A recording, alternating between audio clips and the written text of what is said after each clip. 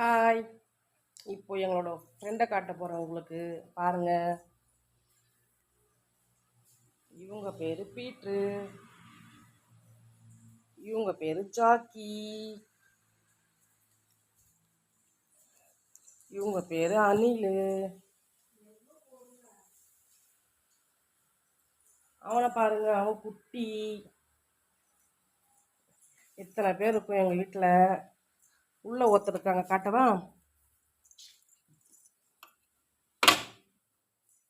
ரொம்ப லென்த்தாக தான் போயிட்டுருக்கு.